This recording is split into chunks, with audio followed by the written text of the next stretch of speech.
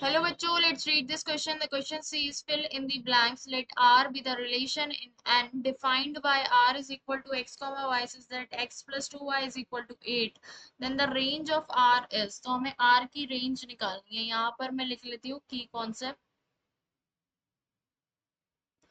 क्या है हमारा इस क्वेश्चन का की कॉन्सेप्ट कि अगर हमारे पास कोई R रिलेशन है x कॉमा y जिसमें कि x हमारा बिलोंग कर रहा है किसी सेट A को और y बिलोंग कर रहा है किसी सेट B को और हमें क्या बतानी है इसकी R की रेंज बतानी है। तो रेंज ऑफ R क्या होती है, ये वाली वैल्यू होती है Y की जो वैल्यूज होती हैं इस ऑर्डर्ड पेयर में वो होती है, ठीक है, वैल्यूज ऑफ Y।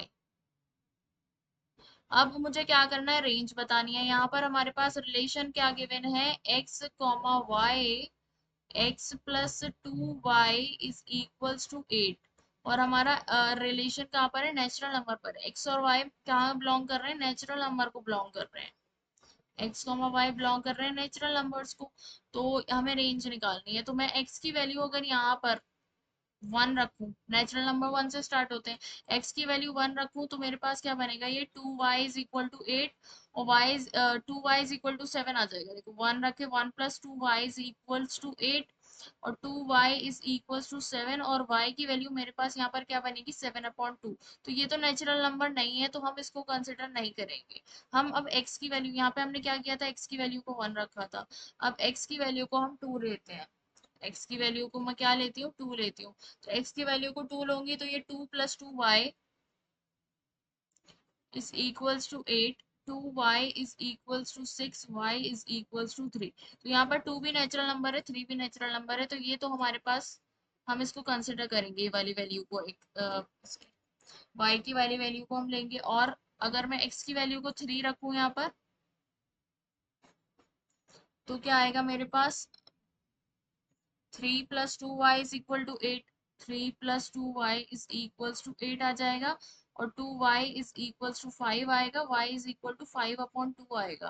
तो ये भी हम नहीं लेंगे क्योंकि यहाँ पर हमारे पास y की कैसी वैल्यू आ रही है, ये तो फ्रैक्शन में आ रही है, नेचुरल नंबर नहीं है, तो ये भी हम नहीं कंसिडर करेंगे। अब हम x की वैल्यू को 4 लेते हैं तो x की वैल्यू को 4 में रखूं तो ये 4 plus 2y is equals to 8 हो जाएगा, 2y इज इक्वल्स टू 4 आएगा। ठीक है, तो यहाँ से y की वैल्यू आ जाएगी 2। तो ये तो हमारे पास ठीक है, y की वैल्यू हमारी एक नेचुरल नंबर आ रही है, ये हमारी ठीक है। x की वैल्यू को अगर मैं 5 लूँ तो 5 पर क्या होगा कि 5 plus 2y is equals to 8 और 2y इज इक्वल्स टू 3 और y इज इक्वल्स टू 3/2। तो ये भी हमारा फ्रैक्शन है, हम इसको कंसिडर नहीं करेंगे। अब x की वैल्यू को हम क्या करते हैं, 5 ले लिया, अब हम 6 लेते हैं। x की वैल्यू को 6 मैंने लिया तो ये हो जाएगा 6 plus 2y is equals to 8। तो 2y इज इक्वल्स टू 2 बनेगा, y इज इक्वल्स टू 1 आ जाएगा मेरे पास। ठीक है, तो ये भी हमारा ठीक है। इसके बाद मैं x की जो भी वैल्यूज लूंगी, x की वैल्यू को 7 लूंगी तो इधर क्या बनेगा मेरे पास, 2y इज इक्वल टू 1 आ जाएगा और फिर y इज इक्वल टू 1/2 आएगा, तो वो फ्रैक्शन कहलाएगा, तो वो हम कंसिडर नहीं करेंगे। और फिर मैं 8 से बड़ा 8 ले लूंगी तो y की वैल्यू, ये 8 से 8 कैंसिल हो जाएगा, y 0 आ जाएगा, फिर y की वैल्यू नेगेटिव आना शुरू हो जाएंगी। तो बस यही था कि हम इसको ले सकते हैं। तो रिलेशन मेरे पास r जो बनेगा वो क्या क्या आएगा मेरे पास, आएगा 2,3, 2,3 और 4,2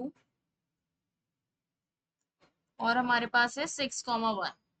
अब हमें क्या बताना है इसमें, हमें इसकी रेंज बतानी है। रेंज होती है y की वैल्यूज, तो रेंज ऑफ रिलेशन r वो क्या होगी, 1,2,3। ठीक है, so the final answer is range of r is 1,2,3. Hope you understood it well. Best of luck. Thank you.